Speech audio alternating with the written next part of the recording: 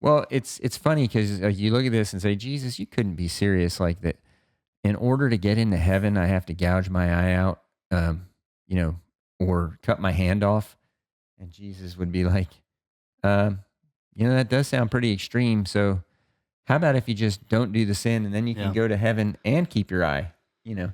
Yeah. And of course, he's just finished saying it's not just the physical act of adultery. If you even have that lust in your heart, then you're committing the sin. So Mhm. obviously, it's not the eye and the hand that are the problem here. Yeah. He's trying to be provocative to make you think about how much God hates these Mhm. sins Yeah. and wants you to flee them.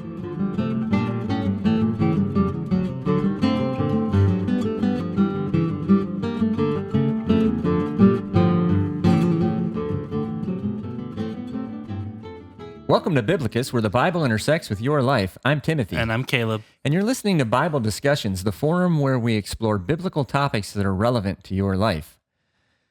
Today, we are continuing our series on the 10 Commandments, and in this episode, we're going to be discussing what we're calling the seventh commandment, which is, you shall not commit adultery. Now, this is possibly going to be a tough lesson for many of our listeners because our social norms have changed since biblical times. Yeah. Very. Yeah, they're very, very different. And many young people are no longer waiting for marriage to become sexually active and possibly have had multiple partners themselves even before they consider getting married. So, so the concept of adultery may not make sense to you at first if that's your situation, but I think it can make sense for everyone, especially when it's considered in the biblical context of God's righteousness, God's purity, and God's grace. You know, Right. I think it's something that can be recovered for anyone. So I guess we'll begin by reading the commandment. That's a good place to start. Now, this is again, this commandment's exactly the same in both Exodus and Deuteronomy, in both givings of the 10 Commandments. And it simply says in Exodus 20:14 and Deuteronomy 5:18, you shall not commit adultery. So, Yeah, that's it. yep, once again, it's a very short commandment, just like last time.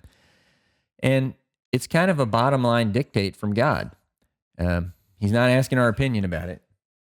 He's No. saying you don't commit adultery. It's not something you do. Yeah. And I just thought of this now. I don't know why I didn't think of it when we were putting together the notes. But in the New Testament, most of the time you come across something such as Paul saying, "Oh, keep yourself free from sexual immorality." The Greek word there is porneia, where we get the word pornography from. Yeah. And there's not a clear translation of that word to English, but the best thing would be basically anything that's not between a husband and wife. Yeah. Yeah. Yeah, and that's God's intention with this commandment is that you should reserve your sexual activity for your spouse alone. Right. And so, Caleb, as our historian, I guess you get to cover this topic too. So, can you give us some biblical context for not only adultery but marriage, which is the context, for it? So, Right. Yeah. Yeah. That's a prerequisite for adultery is understanding marriage first. Yeah. Mhm. That's what you're breaking. a prerequisite for understanding adultery, also. Yeah. So, Well, anyway. yeah, but if that category didn't exist, then I don't think it would be possible to Yeah. commit it either. Yeah. So again, we'll look at this in the context of the Ten Commandments as a whole. This is something Mhm. that we brought up, I think, especially in the last episode, to do with murder. I think if we were to sit down today in kind of a post-Enlightenment, classical liberal kind of setting, we'd want to start with not murdering. That would be our first command, most likely, protecting human life. But God doesn't do that. Depending on which what kind of tradition of numbering the commands you go with, either the first 3 or 4 commands all have to do with understanding God. And even then, the first one that kind of goes outside of that category is honor your father and your mother, right? Mhm. It doesn't go straight to not murdering, but I do still think that is concerned with life, because if we Mhm. look at how God prioritizes things, so the first 4 in the numbering that we've been following are to do with God, who's the maker of all things, the giver of all life. Hmm. After that is honoring your parents who conceived you and started your life, or kind of more broadly on a kind of larger societal level, that would be kind of honoring your elders, your ancestors, Yes. those who kind of made this generation possible. Then last week we looked at not murdering, at valuing the life, your own life, and that those of your neighbors, those who are alive in your context, in your time and place. And now we're honoring marriage, which is the institution, the gift that God gives to produce the next generation of life. Hmm. And so God kind of spends three. Again, depends on how you number it, four or three on establishing a healthy understanding of Him, and then three on establishing a healthy understanding of the gift of life. Yeah.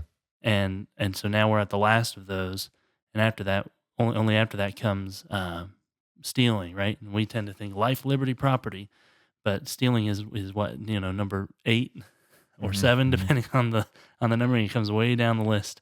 Yeah. Yeah. Yeah. It's interesting, right? And so that's going to be our next commandment next week. We'll Right. talk about that. But God seems to place a higher priority on sex than on property. Like that, this all two of the three here that have anything to do with life have to do with some kind of a procreative action. Your parents who gave life to you, or with marriage in which you'll give life to another. Yeah. So let's look at the first Well, marriage. and also we don't like to think of marriage relationship as a property type thing anymore, but that was That's definitely true. the Yeah. mindset of it in the Yeah. past. But the beauty of that idea is that the two become one, and so it's like your own personal property. It's your own person. Yeah. Yeah, It's Paul your says, spouse is part of the you. wife's body doesn't belong to her, but to the husband, nor the husband's body to himself, but to the wife. Yes. That's true. Yeah, that's certainly, and that's another thing. I didn't even think of that because I'm so indoctrinated in the modern way of thinking. Yeah. Uh, Yeah. but that's true. That's another way of looking at it. So let's go and look at the first marriage. Pretty much the first thing God does with mankind is establish marriage for us. So in Genesis 2:19 through 24, it says, "Now the Lord God had formed out of the ground all the wild animals and all the birds in the sky. He brought them to the man to see what he would name them, and whatever the man called each living creature, that was its name. So the man gave names to all the livestock, the birds in the sky, and all the wild animals. But for Adam no suitable helper was found. So the Lord God caused the man to fall into a deep sleep. And while he was sleeping, he took one of the man's ribs and then closed up the place with flesh. Then the Lord God made a woman from the rib he had taken out of the man, and he brought her to the man. The man said, 'This is now bone of my bones and flesh of my flesh. She shall be called woman, for she was taken out of man.' That is why a man leaves his father and mother and is united to his wife, and they become one flesh." And so that, especially that last sentence there, why a man leaves his father and mother to be united to his wife, that comes up multiple times later. Jesus quotes it explicitly in Matthew 19, and Paul in Ephesians 5, kind of that great passage about Christian marriage. Yeah.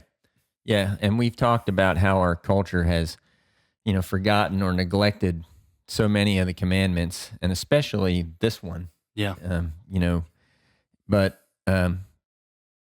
but here you see um, that this concept of adultery is, and then also the concept of covetousness are kind of like two that have been lost to our culture because we like to think of things in terms of the sexual revolution, Yeah. right? For the adultery thing, that's so passe, and then also our consumer culture, where we want the latest and greatest things that are coming Yeah. out. If we had to pick two that we're the worst at, I think it's really coveting, not coveting and not committing adultery. And we Hmm. could point to something like abortion we mentioned last week and say, well, that's murder. But it stems from the desire to have sex primarily as a non-procreative act, something for your own pleasure. I just that whole Genesis passage, I love. That's one of my favorite parts of the Bible. We talked about in our first episode on, other than the episode 0 on our Old Testament series, the God of creation. We talked about how throughout the whole creation narrative, there are these phrases that keep coming up. according to its kind, emphasizing that God created an orderly world. And then he also keeps saying it is good over and over again. And then suddenly, we didn't read that verse here, but he says it's not good that man is alone. It's like, what's going on there? Did he make a mistake? Or is this the way he chose to give Moses the story, to give us the story, to drive this point home that, hey, this is an important thing that's going on here? And did he really think that bringing all the animals in front of Adam, see which one's a good helper? I think a hornet would probably be a good one. Like, was there a chance of that happening, or is it just sort of a way that it's really using kind of like the Hebrew parallelism there to emphasize this? It is good. It is good. Suddenly, it's not good. Kind of a poetic way of emphasizing what's going on there. Yeah, well, he doesn't give us a lot of details, and that's pretty typical of the Genesis creation account, because he's not trying to give us a scientific explanation. God couldn't have given a scientific explanation to a non-scientific people, thousands of years ago. Yeah, that's probably true. Now, it wouldn't have made sense, and they would likely not have preserved that text. Yeah, I mean, he could have talked to our generation about sperm and egg and all of that, and we would have understood what he was talking about. In a scientific as well as we understand it. Yeah. But that's not something he was going to do back then, because they had no conception of what it was and no way to understand it. Conception. Yeah, it was a pun. Yeah. But so speaking of science, though, right? Like, we can look at it from this way. So think about the human biology, right? Yeah. Everyone's got a complete human body. Other than occasionally you have someone with a birth defect or something. Pretty much everyone walking around has a complete self-sufficient human body, at least for 70 years before something fails. I've got a full respiratory system. I've got a full digestive system. I don't have a full reproductive system. So I can breathe on my own. I can eat on my own. I can do all the things necessary for my life, but I can't produce another life unless I come together as I did, with my wife and create our daughter. You can't. Nobody has all those ingredients by themselves. Yeah. Why is that? And we tend to, like we mentioned a bit earlier, something our culture has really just gone down the drain on. We think of sex not as a procreative act primarily, but as a pleasurable act. And the reproductive system is also the only part of your body that isn't for you. Like every other part of you, your eyes exist primarily for, filtering light and images into your brain so you can make sense of and interact with the world around you. Your lungs for breathing in, getting oxygen into your body so you can stay alive for the next 5 minutes and hopefully longer. And you can use these parts of your body to serve others, to serve God as well. But their primary function is for you. But the reproductive system has no necessary function for you. You don't need it at all. They could be cut out, and you'll be completely fine. After the healing, anyway. Yeah, this isn't an endorsement of any modern surgeries, of course. No, but in terms of your personal survival, yes, yeah. So you have to ask yourself, what's the point of it? Like the stomach, that's obviously for me. That my lungs are. You wouldn't for me. do too well if we cut that out. My hands kind of it definitely can be used to serve others in a lot of ways, but my reproductive system, that it does not exist for me. But we've turned that into primarily a tool for our own pleasure. Yeah. And, there's a sense in which we get married so we can have intercourse within the bounds of biblical, morality. Yeah.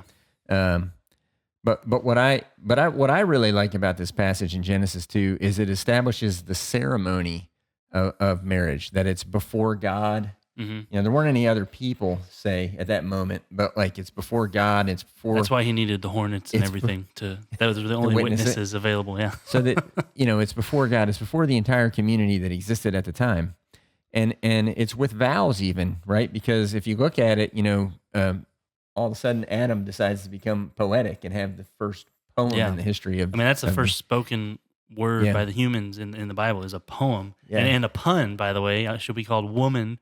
For she was taken out of man, which is a happy accident for us in English. Yeah. That we have the same thing going on where the word man is inside the word woman. Like ish and isha in Hebrew. So, yeah, that's cool. But so he spouts off these vows, and so he makes a ceremonial vow here, and a covenant with his wife, and same types of things we have in our modern ceremony. So Hmm. I think that's a really essential part, and we'll see why later on. But that's the very first marriage even had all those elements. Yeah. So really cool. And God's command to them, right? We didn't read this, but he tells them, be fruitful and multiply. Hmm. It's not, you know, I think in our modern world, we tend to think sex is first for my pleasure, second for kind of like deepening my relationship with the sexual partner, and then third, yeah, I guess at some point I want to have kids, Yeah, a yeah, boy and a girl at some point. They'll be, just two. And he tells them, be fruitful and multiply. That's what this is given for. yeah, yeah. So when developing this idea of this public and divine witness Hmm. in this marriage ceremony and how important it is to marriage, I wanted to illustrate this by reading Genesis 20. And this is before the adultery commandment has even been given. Right. So this is before Moses and everything. So in Genesis 20, verses 1 through 18, it says, Now Abraham moved on from there into the region of the Negev and lived between Kadesh and Shur. For a while he stayed in Gerar, and there Abraham said of his wife Sarah, She is my sister. Then Abimelech, king of Gerar, sent for Sarah and took her. Now, this is the second time that Abraham has said that she was his sister. He did it in Egypt also, right? So now, And he didn't learn. in verse 3, it says, But God came to Abimelech in a dream one night and said to him, You are as good as dead because of the woman you have taken. She is a married woman. Now Abimelech had not gone near her, so he said, Lord, will you destroy an innocent nation? Did he not say to me, She is my sister? And didn't she also say, He is my brother? I have done this with a clear conscience and clean hands. Then God said to him in the dream, Yes, I know you did this with a clear conscience, and so I have kept you from sinning against me. That is why I did not let you touch her. Now return the man's wife, for he is a prophet, and he will pray for you, and you will live. But if you do not return her, you may be sure that you and all who belong to you will die. Early the next morning, Abimelech summoned all his officials, and when he told them all that had happened, they were very much afraid. Then Abimelech called Abraham in and said, What have you done to us? How have I wronged you that you have brought such great guilt upon me and my kingdom? You have done things to me that should never be done. And Abimelech asked Abraham, What was your reason for doing this? Abraham replied, I said to myself, There is surely no fear of God in this place, and they will kill me because of my wife. Besides, she really is my sister, the daughter of my father, though not of my mother, and she became my wife. And when God had me wander from my father's household, I said to her, This is how you can show your love to me. Everywhere we go, say of me, He is my brother. Then Abimelech brought sheep and cattle and male and female slaves and gave them to Abraham, and he returned Sarah his wife to him. And Abimelech said, My land is before you. Live wherever you like. To Sarah he said, I am giving your brother 1,000 shekels of silver. This is to cover the offense against you before all who are with you. You are completely vindicated. Then Abraham prayed to God, and God healed Abimelech, his wife, and his female slaves so they could have children again, for the Lord had kept all the women in Abimelech's household from conceiving because of Abraham's wife, Sarah. So that's a fun story. Yeah. So Abraham was clearly wrong, for doing what he did. He lied, and he opened himself and Sarah up to adultery. And he Abimelech. made the assumption that these people were not God-fearing people, which they clearly were when given the opportunity there. Yeah. And they believed also that marriage was a sacred vow in God's sight, and it should not be violated. Right. So they, in a lot of ways, showed themselves to be better people than Abraham was. And look at Abimelech. He has no understanding that they're married because they tell him that they're not. Yeah, right. Sort of. Yeah, And they obscure the fact. Yeah. And so when he is making ready to take Sarah as a wife, how's he supposed to know? Like Hmm. and this is what you were talking about before, like the public ceremony, Yes. having a public witness to a Hmm. marriage. Yes. Yeah. Uh, you can't just secretly get married and expect people to know about it. Right. Yeah. Yeah, So that's that's why like you see like a single guy meet a woman at a bar. Like, what does he do? He looks at the finger for a ring.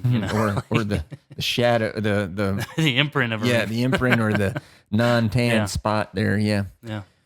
Yeah, we have these public ceremonies to tell everybody, hey, these two folks are married now. Hmm. So, they belong to each other and solely to each other. So everybody else respect that. And that's a great part of community when we can do that. Yeah.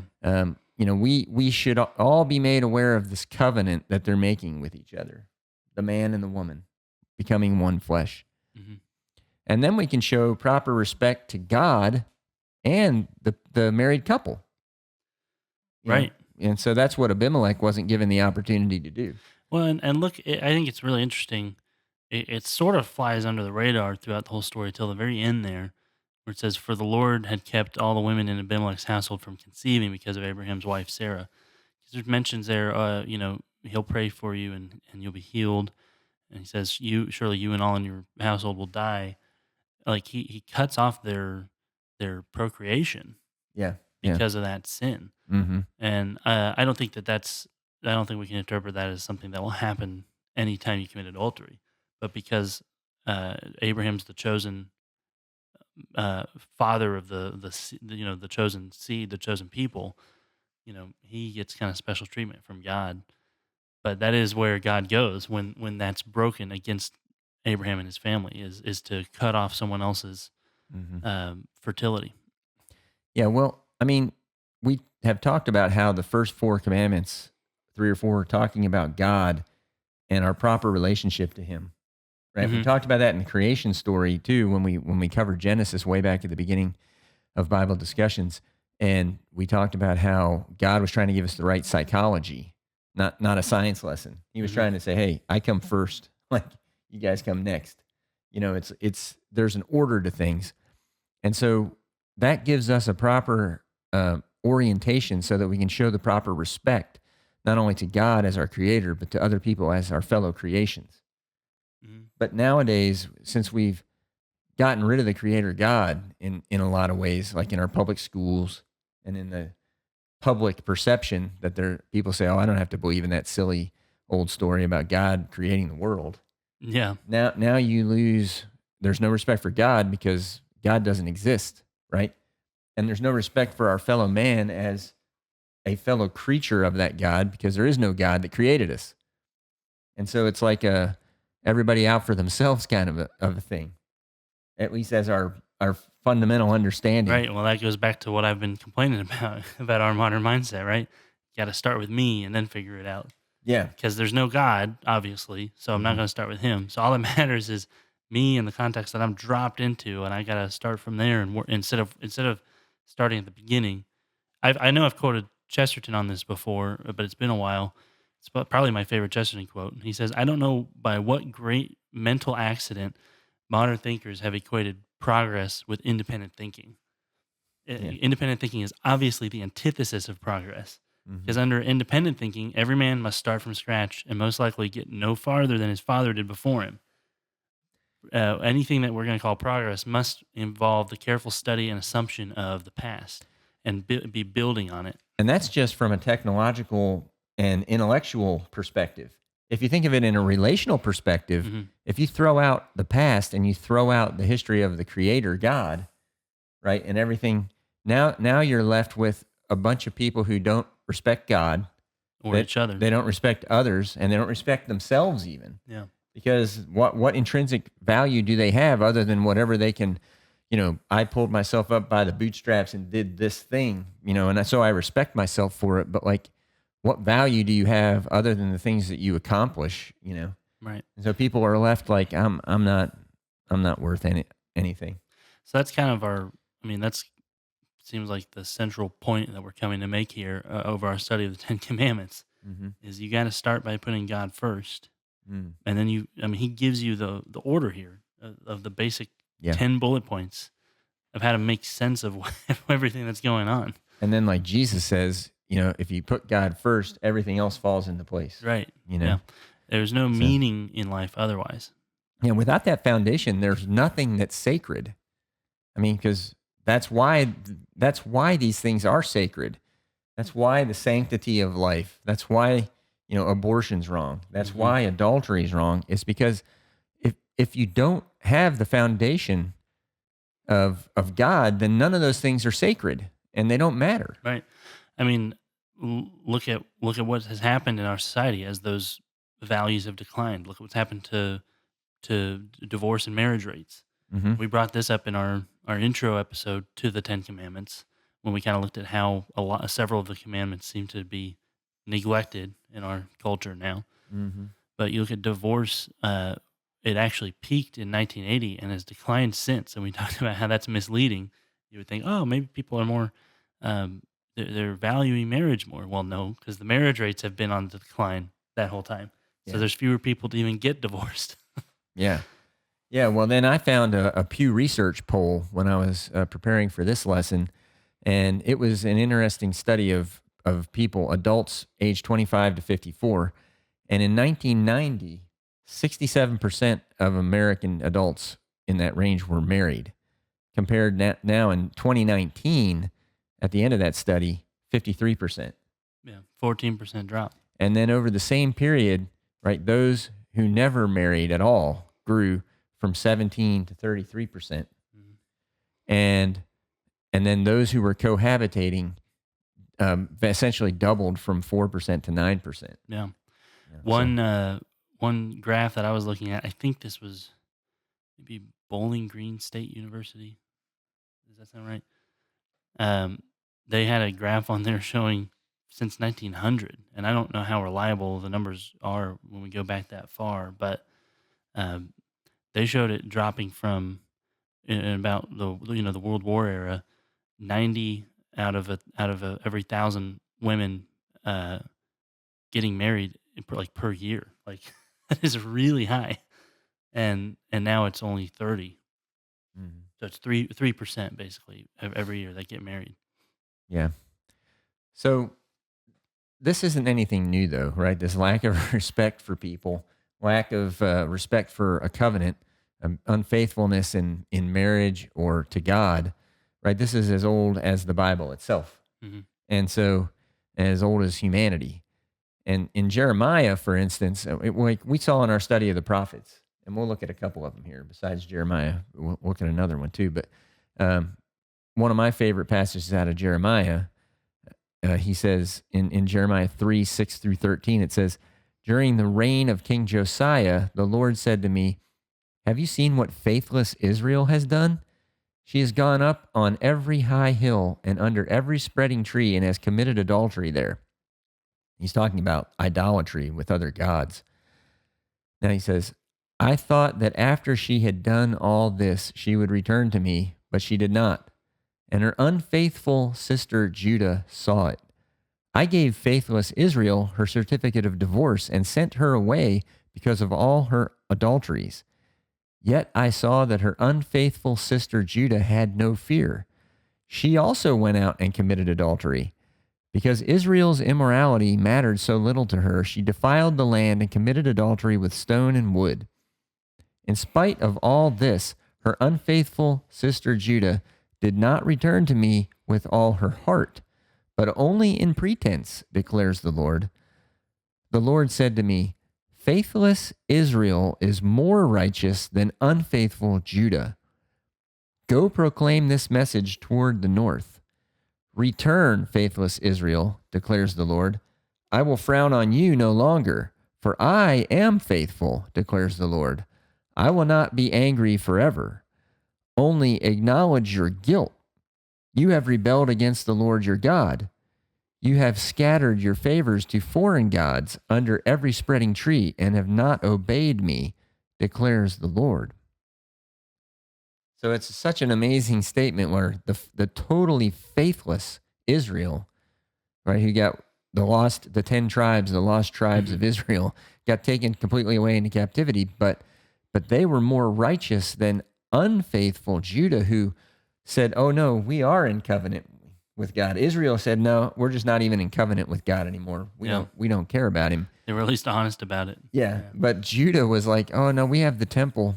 The Yeah, temple of the Lord, the yeah, temple of the Lord. yeah. We're safe. We'll go in there and give sacrifices. No, so because that'll trick God and He'll accept us. Yeah. And God's like, I know you don't love me, Yeah. and it hurts more than the person who tells me straight to my face, you know Right. what, I don't care about you, Well, plus, and then you tell me you do, and then you go cheat on me. yeah. You know. Plus, Israel fell first, right? So Judah kind of had a warning. Like last week, Yeah. you were saying God tells Cain before he commits the murder, he lays it all out for him. Sin is hmm crouching at your door; it wants to have you. Why don't you just do the right thing, and then we don't, everything will be okay. Nobody has to worry about about all this. And Cain's like, I'm gonna kill Abel. so, Well, so they kind of have this warning, and they still continue doing what they're doing anyway. and that is the faithfulness of God, right? He's faithful to Cain, even through his travails. He's faithful to Israel and Judah, to both of them. And even here, he, he says, "Go say this to the north," because the north isn't even there anymore. Right? Yeah. And he's like, "Go tell them, you can come back. I'll take you back." And God's always faithful.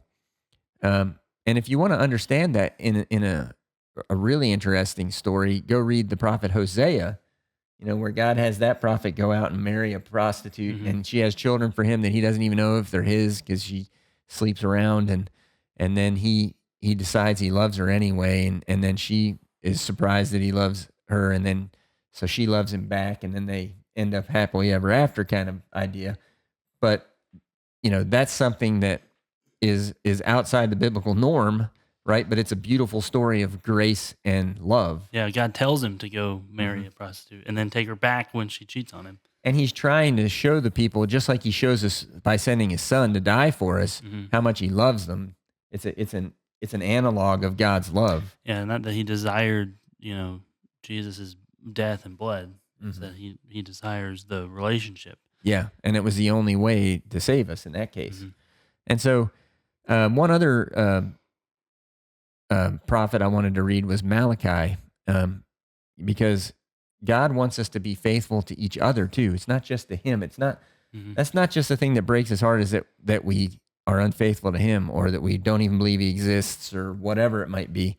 But also, we treat each other that way, like we treat our own spouse like they don't exist when we go and sleep with somebody else, right? That's like pretending that the marriage never even happened. Mhm. So Caleb, why don't you read Malachi 2:10-16? Do we not all have one Father? Did not one God create us? Why do we profane the covenant of our ancestors by being unfaithful to one another? Judah has been unfaithful. A detestable thing has been committed in Israel and in Jerusalem. Judah has desecrated the sanctuary the Lord loves by marrying women who worship a foreign god. As for the man who does this, whoever he may be, may the Lord remove him from the tents of Jacob, even though he brings an offering to the Lord Almighty. Another thing you do, you flood the Lord's altar with tears. You weep and wail because he no longer looks with favor on your offerings or accepts them with pleasure from your hands. You ask why? It is because the Lord is the witness between you and the wife of your youth. You have been unfaithful to her, though she is your partner, the wife of your marriage covenant. Has not the one God made you? You belong to him in body and spirit. And what does the one God seek? Godly offspring. So be on your guard, and do not be unfaithful to the wife of your youth. The man who hates and divorces his wife, says the Lord, the God of Israel, does violence to the one he should protect, says the Lord Almighty. So be on your guard, and do not be unfaithful. So unfaithfulness characterizes all of their relationships. Their relationship with God, their relationship with their spouse, their relationship with their whole community, as a result. I want to draw our attention to that question and answer in verse 15. What does the one God seek? Godly offspring. Yeah. Again, back to the procreative nature of sex.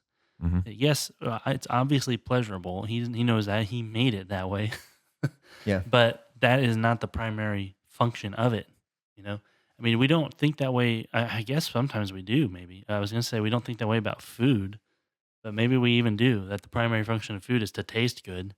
Yeah. Like, I'm pretty sure that it's to keep you alive. Well, the interesting thing is it's not just offspring, it's godly offspring, which means you have to be practicing The Shema, yeah, That's we right. brought this up when we did our study on Malachi Mhm. at the end of the Old Testament series. Yeah, so the Shema, which is, Deuteronomy 6, 4 through 9 primarily, and we've been bringing it up almost weekly. And, it's so important that's your job's not done just because you had intercourse and because somebody got pregnant and because somebody had a baby. It's just like It's we just said getting started. last week. You brought up like the kid who committed the Uvalde shooting. Yes. And you were saying somebody fed him 3 meals a day, but they never taught him anything worth doing. He got up hmm that day and thought that would be the best thing for him to do. Yes. And Tragic. and somebody, created him, or conceived him, birthed him. Uh, I wouldn't say raised, in a parental hmm sense, but kept him alive and physically growing. But they weren't making godly offspring. Yeah. And so this is another example of a prophet that calls us back to covenant. Yeah. And he does it like by going back to the 10 Commandments, like almost all the prophets do. And like very interestingly, because it's like the God who created us, he says right at the beginning. Yeah. We're not putting him first. One God. Did not one God create us? Yeah. Or the one God, as he calls him there. Yeah, and we're not putting him first because we're worshiping other gods and idols, So that's the first which he talks command. about. Well, first and second command. Yeah, and then he says that we're not honoring the covenants of our ancestors, which There's are our parents. Yeah, honor right? your father and mother. So yeah, we're not honoring our parents. So, and we're not faithful to the wife of our youth, right? Which is the adultery. Right. So we're just running down the list of the commandments. Got here. about half of them there at least. Yeah. And he says when you divorce your wife, you do her violence, right? Now we're getting into killing. Yeah, I So sort of made a play on words last week when we talked about murder, and you foreshadowed this a bit, talking about man and woman becoming one flesh. And I said, yeah, dividing a marriage divorce in that way could be likened to murder, because if it's one flesh and you rip it apart, that's usually not too good for whoever's flesh that was. Yeah, well, it's yours too, right? Yeah, so you're it's a doing violent violence. action. Yeah, you're doing violence to a body that's been joined together. Yeah. Yeah, that's right. So, like Caleb said, what we're supposed to be doing is raising godly offspring, and that means being faithful to the wife of our youth, and producing offspring with her, and raising them to be godly, not just. This is the most reliable them. form of evangelism. There's obviously, we see in the New Testament the apostles going out and preaching, and obviously we can still do that today. But throughout the centuries, the most reliable form of getting more Christians was, hey, why don't you practice the Shema? Why don't you be fruitful and multiply, and then bring up those children in the way that they should go? And then, you more than double possibly the number of Christians that were in the world. Well, not only that, but a fully and healthy functioning family is a model to the rest of Yes, the world who people see it. sees that and said, "Oh, wow, their kids are just really great kids." Well, yeah, because we taught them Christian values, and they're like, "Christian values? What are those?" And that gives Right, you an yeah. opportunity to share your faith. Yeah, I was listening to a podcast with a retired pastor, and he's a father of 12, I think, 10 boys, and each of those boys is almost all of them are becoming pastors, Hmm. and he's got 80 something grandchildren. It's like he's got like his own church worth of that number of people there. It's close to just Solomonic from his- levels there. Well, that was just with one wife. Well, speaking of Solomon, there's some proverbs that discuss Yeah. adultery, and so a lot, the proverbs were kind of written as an instructional guide for the princes, as the book of Proverbs is introduced. As you read Proverbs, a lot of times you'll see kind of a new section begin with, "My son, keep these commands." You mean like this one that Yes, we're about to yeah. read? Proverbs 6, verses 20 through 35. It begins, it says, "My son, keep your father's command and do not forsake your mother's teaching. Bind them always on your heart. Fasten them around your neck. When you walk, they will guide you.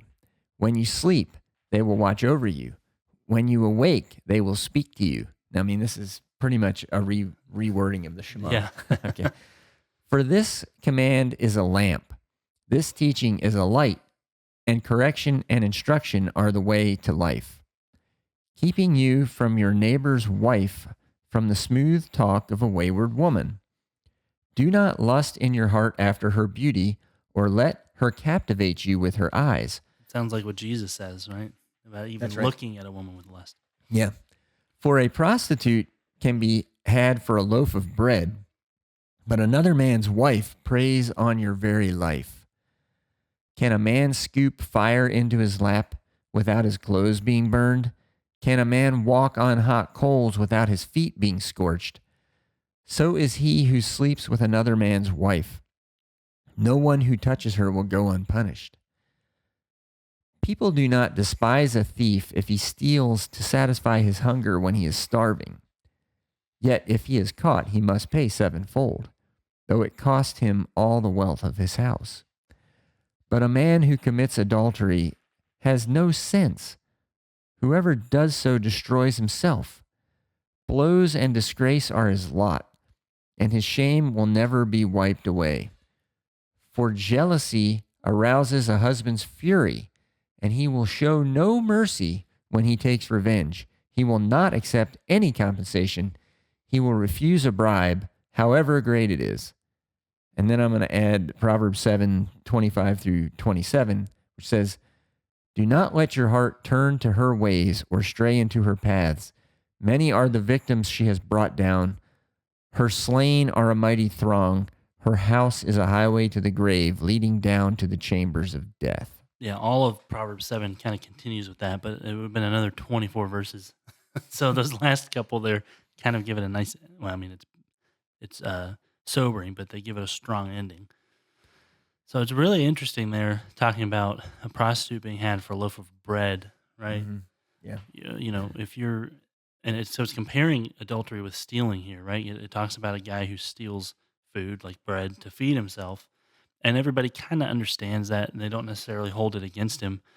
But still, if he's caught, the law is the law, right? And he has to pay it back. Yeah, good luck doing that. If a guy catches you stealing his wallet, you can maybe talk your way to that one, pay him back.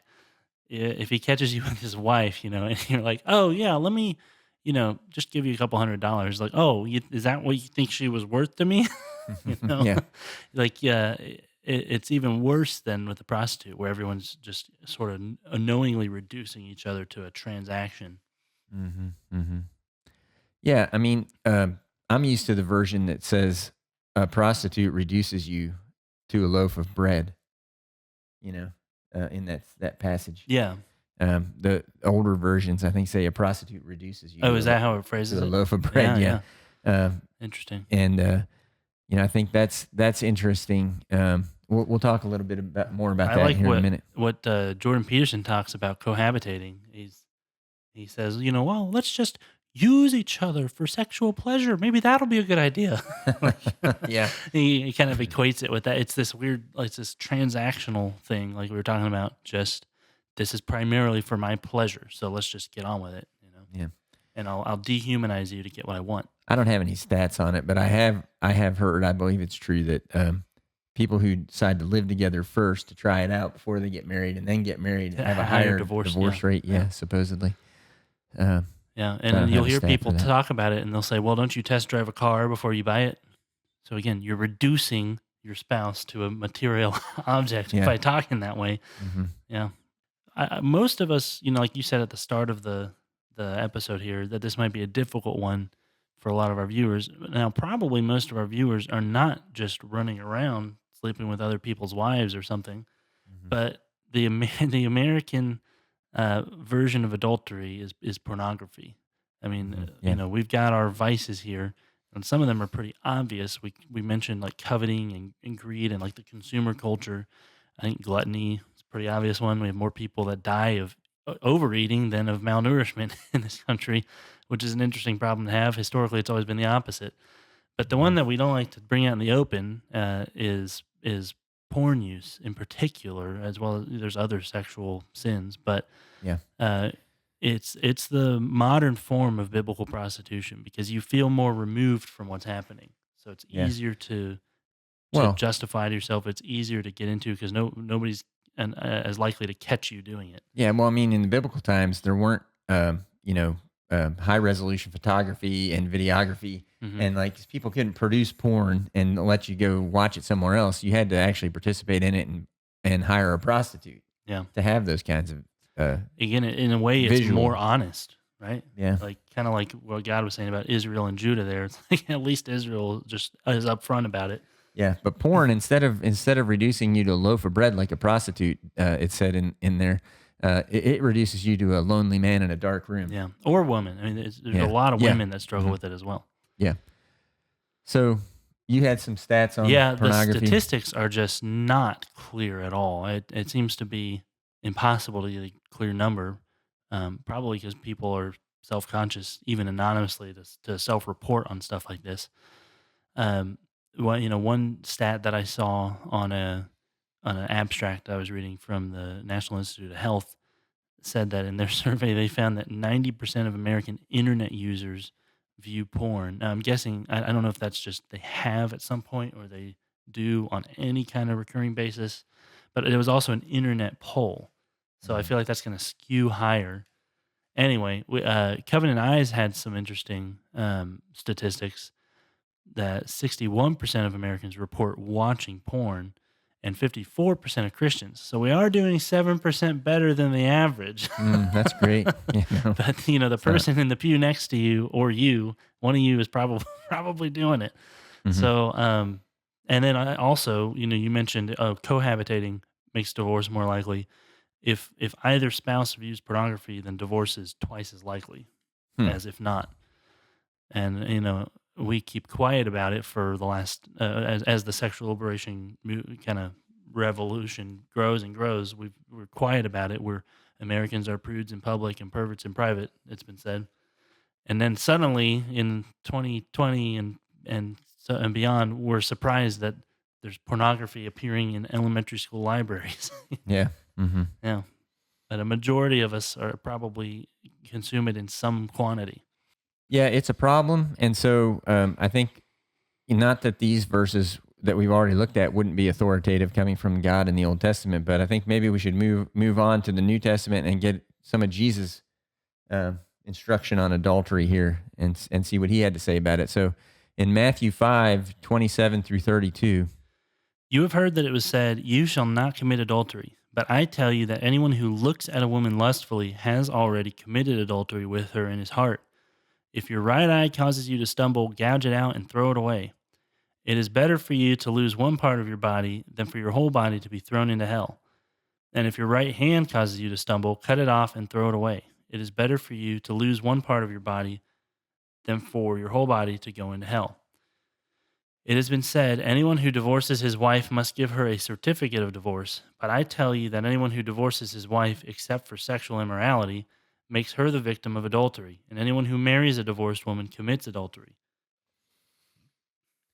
So this is similar to a passage we had last episode, but this one's in the context of adultery, Yeah. talking about your eye and your hand And I think of and at all that. least, a hand and some other things that are, have to be cut off in the analogy here. Yeah, yeah, it's it's well suited to the modern problem of pornography, Yeah.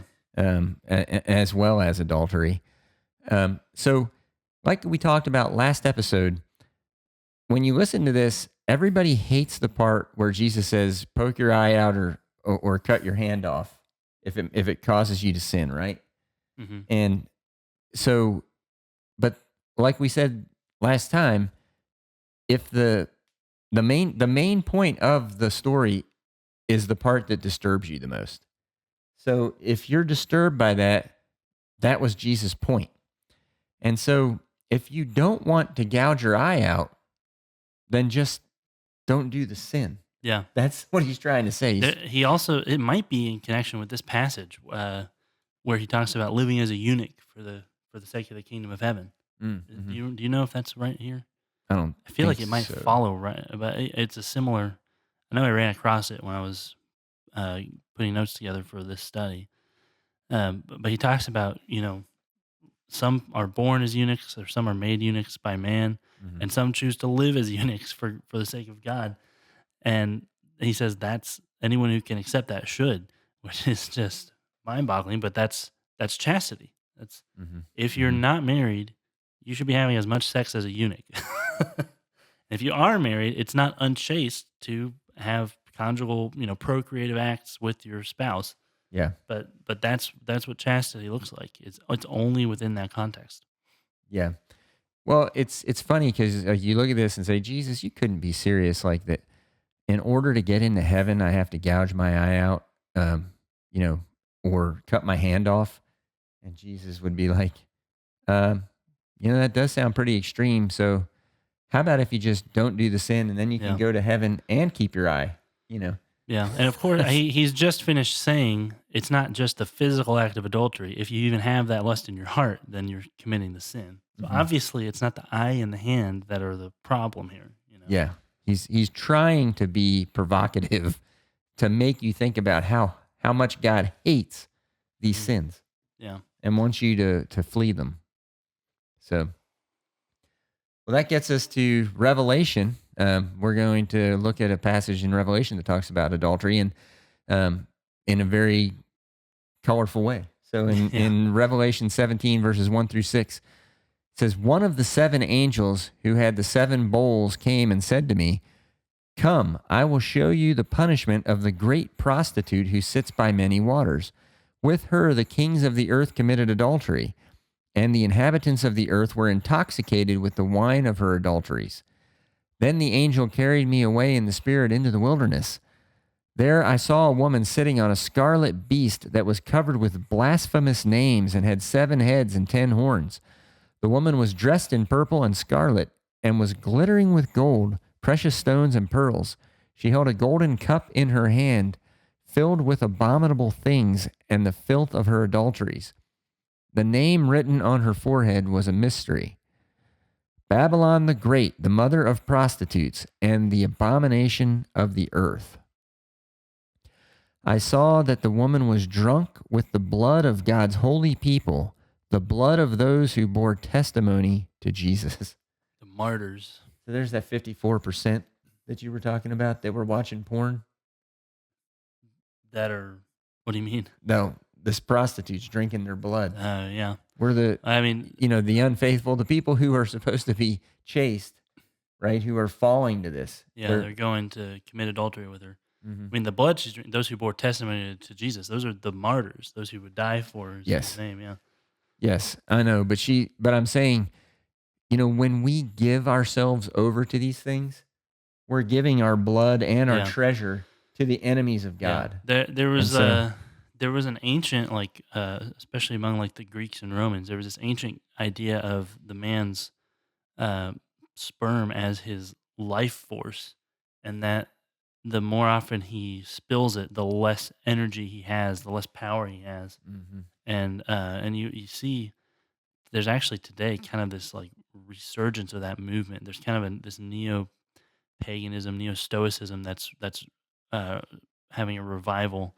And so you'll have guys who, and it's good that they don't want to watch porn anymore or masturbate, but they're also thinking of it like the pagans, like I've got to hold that life force in, and that will give me more energy to work on Yeah.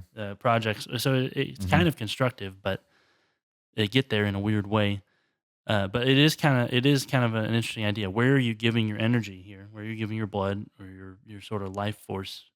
Are you giving that to God, to His people, to your family, or to the mother of prostitutes? Yes, that's exactly, I think, what God was saying. Be faithful to the wife of your youth. Give her all of your energy. Give her all of your effort. Yeah. So anyway, there are so many passages we could talk about, Hmm. but we're not going to. But I Yeah. think for just a second before we wrap this up, though, is to say, okay, we can focus on the negative a lot, with these commandments because they say don't do it, Mhm. But we can also focus on being the positive, which is a faithful person, faithful Right. to God, faithful to one another, faithful to the wife of our youth, Well, in a we've done sense. that with most of the commands. Mhm. Well, with all of them, do a positive and and a negative statement. Yeah. Most of them are given it as a negative, thou shalt not this. Yeah. And then we had like honor your father and your mother, and we spent the whole time talking about ravens plucking your eyes out and kind of creating that negative side since it wasn't there in the Yes. command. Yes. And so, well, all right. So we'll do our 10 words takeaway, the negative edition. All right. And I thought this was probably the most stark of the things I learned from putting this lesson together. And so I chose this as the 10 words takeaway, negative edition. Being unfaithful to your wife is an act of violence. Yeah. And I thought that really struck me, when I was reading that there I think it was in Malachi. Or it struck her, Well, it's an act of. I hope not. No, But- I think that Yeah. like today in the age of feminism, like we don't have it's not culturally acceptable to like discipline your wife as it often was in the past. There's this concept, especially with like in the English law, that a husband was responsible for his wife in the same way he's responsible for their kids, so he gets to discipline them if they step out of line. And so now, you have all these guys going around, well, I would never beat a woman. It's like, yeah, but you cheat on her, so you might as well. Like, why? Yeah. Why? You're not any better. Yeah. It's an act of violence. Interesting. That I'll read that passage again in Malachi 2:16. It says, "The man who hates and divorces his wife, says the Lord, the God of Israel, does violence to the one he should protect, Yeah. says the Lord Almighty." So, we have a positive side in that too. We should be using our energies to make our family better all the time and protect our family. And instead we're doing these foolish things and not paying attention to our real purpose in life. Yeah. I do really like that takeaway. I mean, I do think it's striking, and I think it's, a lot of young men now would think, oh, I respect women because I would never hit one. Yeah, you don't respect them. You don't. Either one, you shouldn't be doing either one, but you've just replaced the one abuse with a different one. Yeah. Yeah. So let's do a positive statement, which is cherish the wife of your youth into your old age. Yeah, or we could say the spouse of your youth. So we don't want to leave the ladies out of being able to participate. Yeah. I think we understand.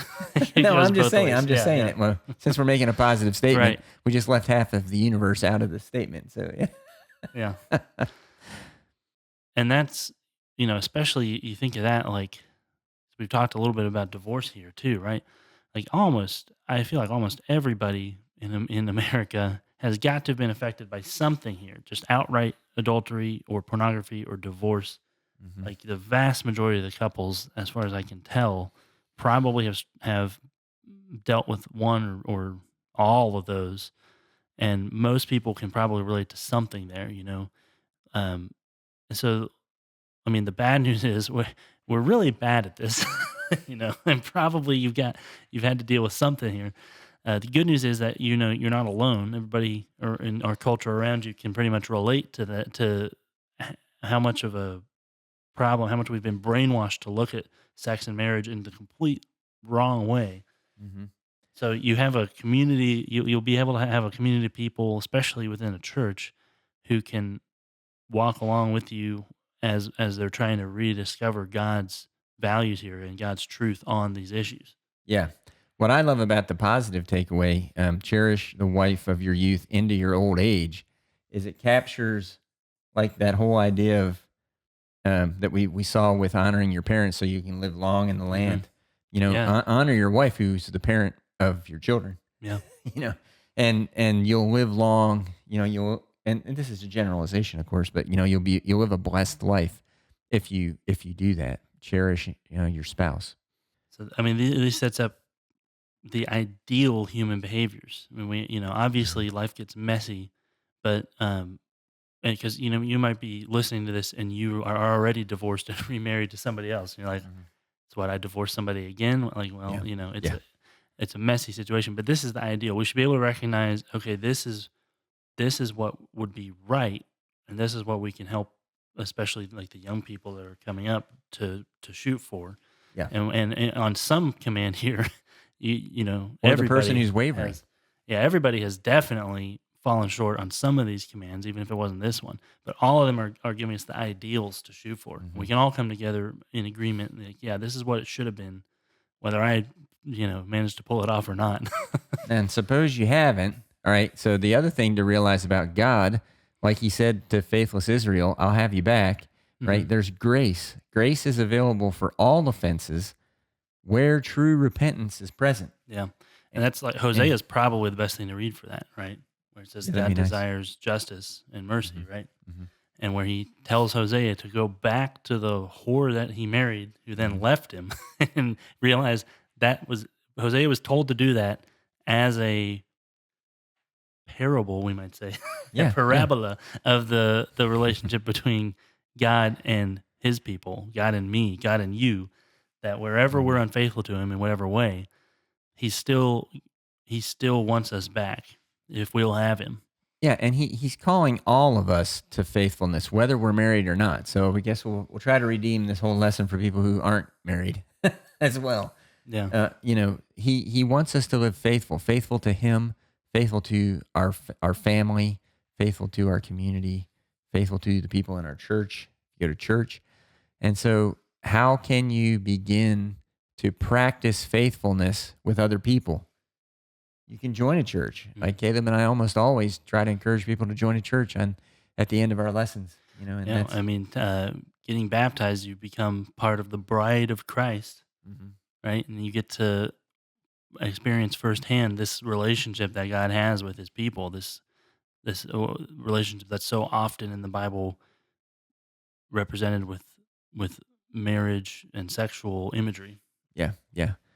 So that's what we would encourage you to do: is find a church that has a good reputation in your town, or a Christian that that you respect, and ask them, if you could join them at church, and start practicing faithfulness in a community of faithful people, and you'll pick it up faster.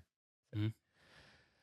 Okay, well, he's Caleb and I'm Timothy. Thank you for listening to Bible Discussions on Biblocus, where the Bible intersects with your life. Please consider subscribing to our channel to help support our efforts. All scripture quotations, unless otherwise indicated, are taken from the Holy Bible, New International Version, NIV, copyright by Biblica Inc., used by permission of Zondervan, all rights reserved. This program is copyright 2025 by Timothy Klingerman. God bless all of you.